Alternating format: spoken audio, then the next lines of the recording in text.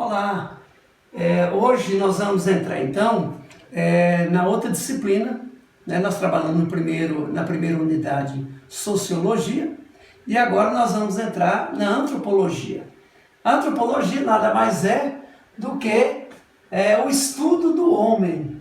Homem vem do grego, a etimologia da palavra homem vem do grego, significa homem e mulher, significa macho e fêmea, né? Então, é próprio da raiz da etimologia da palavra do grego, estudo do homem. Então, antropo, homem, logia, estudo. Então, estudo do homem. Só que, no caso da antropologia, ela estuda o homem em todas as suas dimensões. O todo ali no sentido de uma abrangência, de pegar todas as visões do ser humano.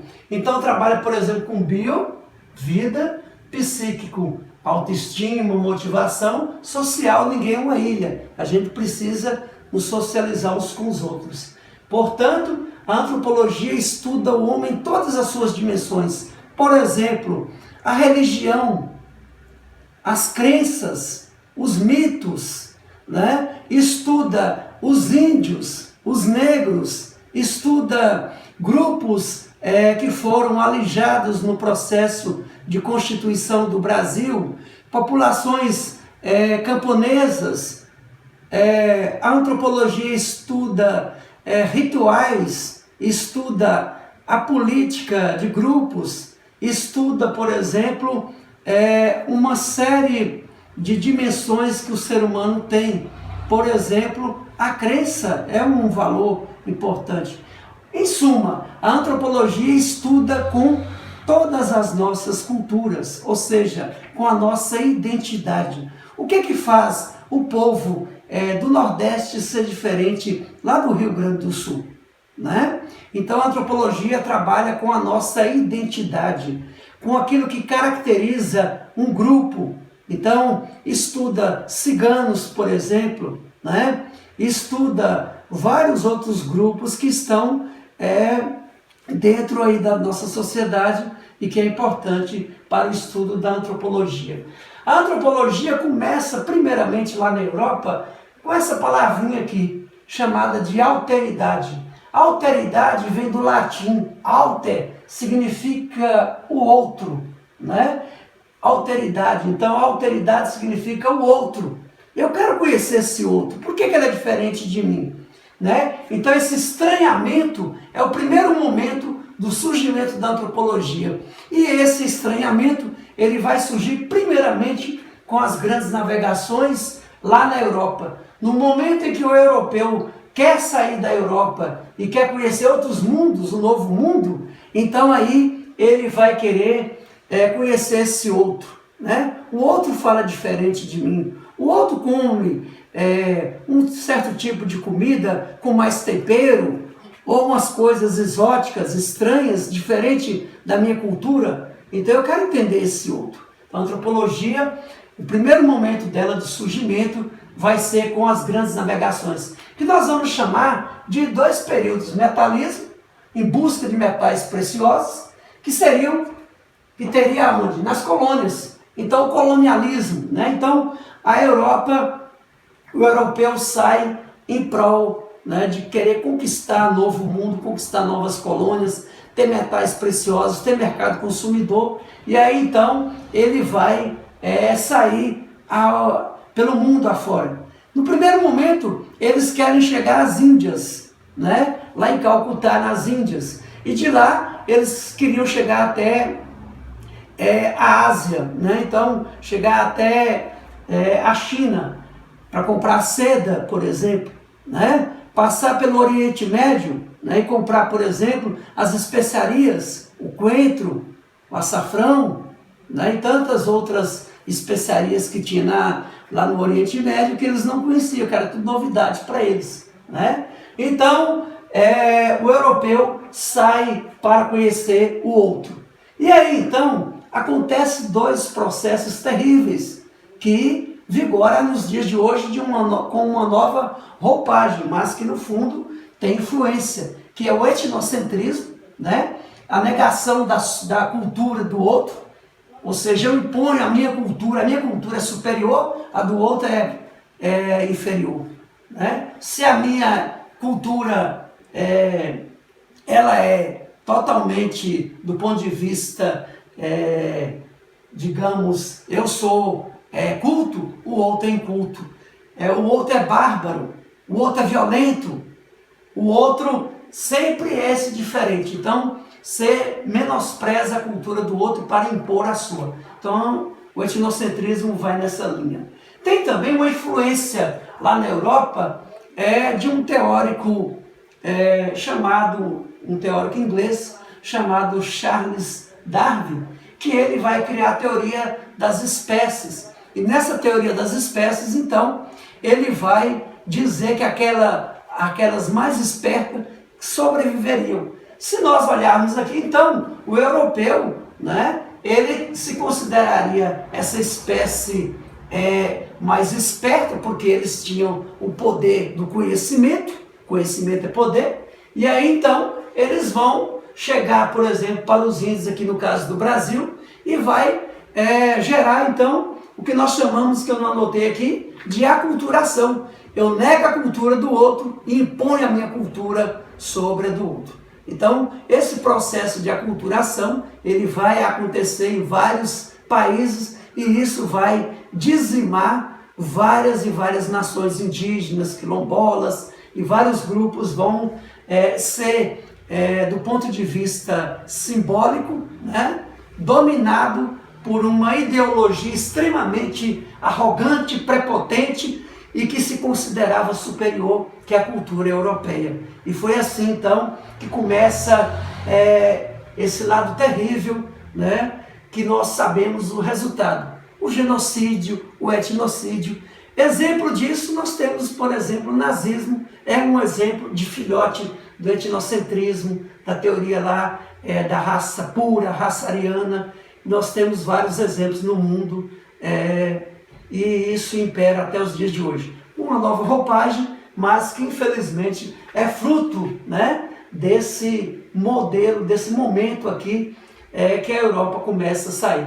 A antropologia, no primeiro momento, ela foi do lado do opressor, mas felizmente ela saiu, ela viu esse lado cruel que ela estava apoiando no primeiro momento e depois ela passa a ser uma grande defensora dos índios, dos negros, de todas as culturas que nós chamamos de pequenas minorias, e hoje ela está do lado aí desses grupos que estão lutando para ter ascendência, para ter a sua visibilidade perante a nação, perante as nações, perante o mundo inteiro.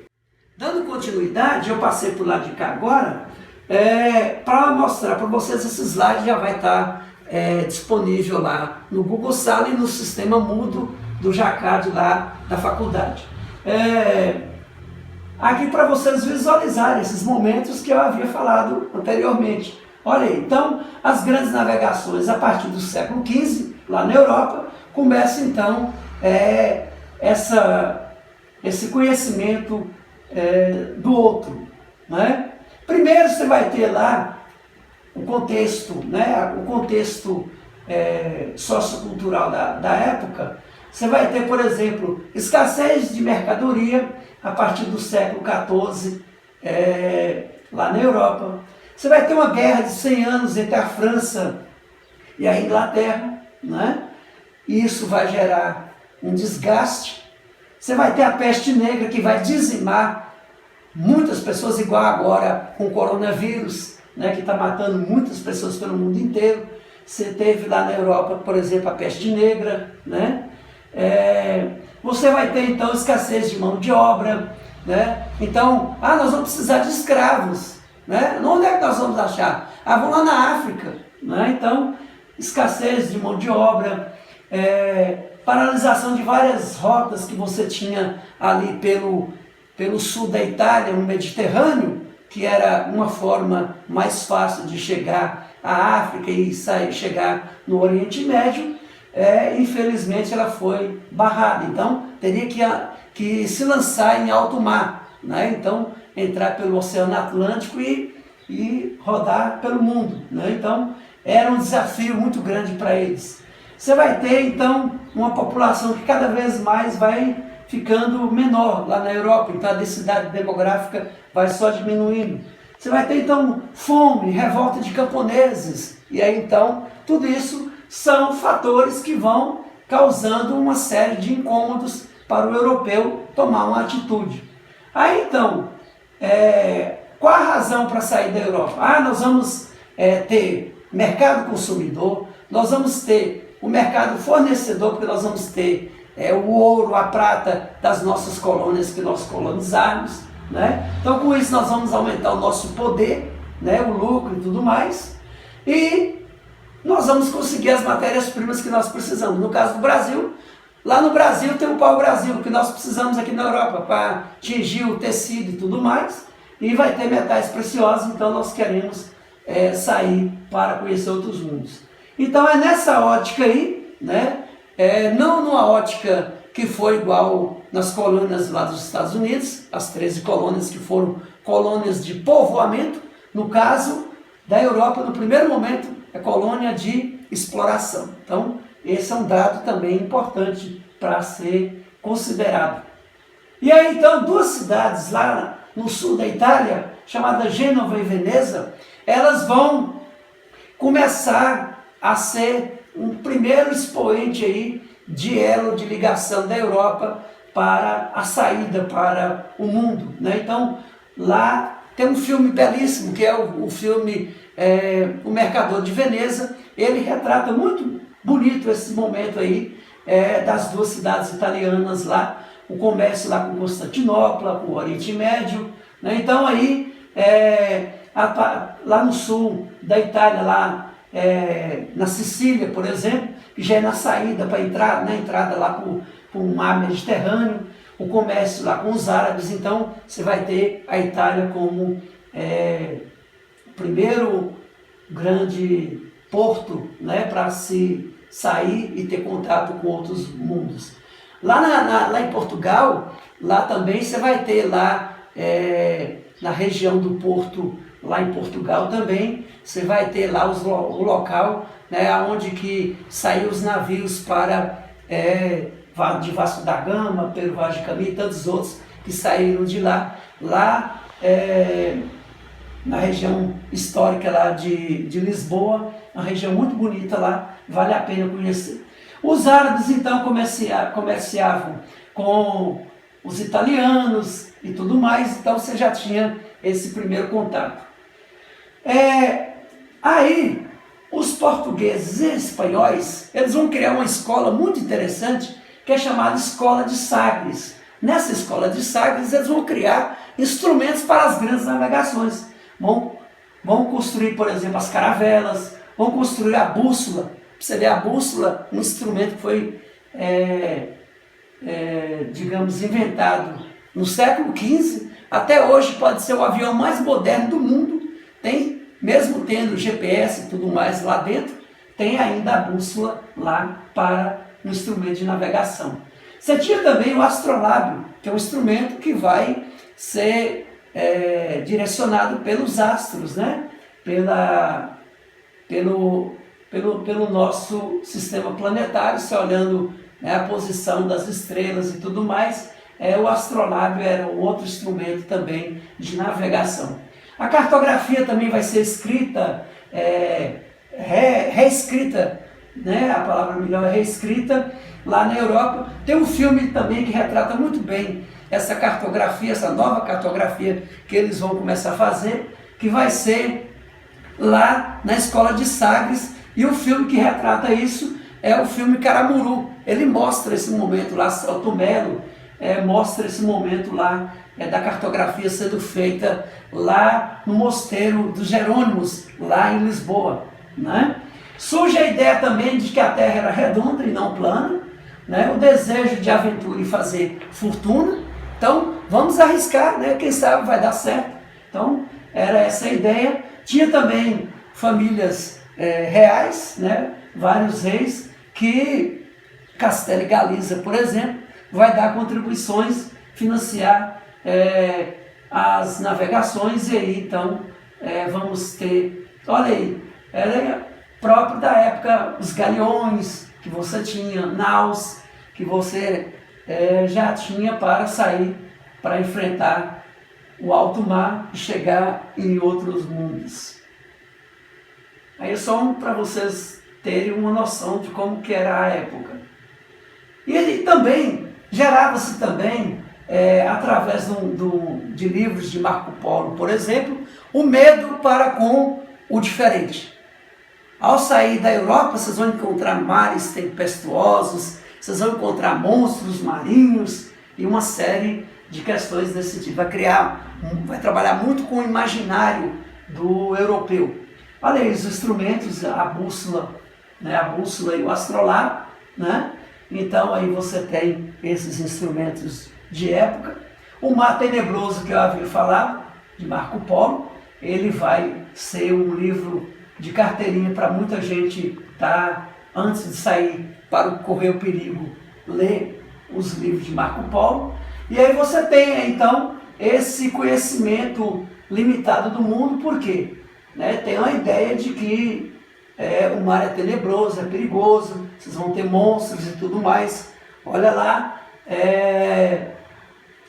você vai ter unicórnio, vários monstros dentro da ideia dos livros lá. E aí então, no século XV, começa essa aventura a Lures, fora dos muros europeus. E aí você sai para querer conhecer outros povos. E aí então vamos enfrentar esse novo. Aí eram os mapas da época. Esse aí, por exemplo, de 1489. Esse era um mapa que foi tirado lá da escola de Sagres da época. O comércio era sempre aqui. Aqui é a Europa, principalmente Lisboa. E daqui passava pela Europa, lá por Gênova e Veneza, até chegar lá na Ásia, ou então chegar nas Índias, e também chegar aqui na África. Então esse era o mapa da época, esse era o caminho primeiro que eles tinham. Olha aí as imagens que tem no livro lá de Marco Polo, você vai encontrar dragões, unicórnios, tipo o que nós já ouvimos quando criança, mula sem cabeça, lobisomem. Vem desse imaginário que se criou também na época. E aí então você vai ter a Europa, principalmente Portugal e Espanha, como os primeiros que saem para conhecer novos mundos. Eles tinham então o apoio da burguesia, e a primeira conquista nós vamos ter uma conquista numa cidade lá da África chamada Ceuta. E aí então já começa o tráfico negreiro, já começa nessa época aí, não só para o Brasil, mas na própria Europa também já começa a pegar africanos para o trabalho escravo. O ideal deles no primeiro momento era chegar o comércio nas Índias. E aí você tem Bartolomeu Dias no Cabo da Boa Esperança, que ele vai chegar em 1488. Você vai ter em 1492 Colombo chega à América, tem até um filme, 1492, que ele retrata muito bem esse momento. É terrível o filme, que mostra a quantidade de índios que foram mortos pelos europeus. 1494, Portugal e Espanha, o Tratado de Tordesilhas, que todo mundo conhece pela história que vocês já viram no primeiro e segundo grau. 1498, com Vasco da Gama. E 1500 você tem Cabral quando ele chega ao Brasil, lá em Porto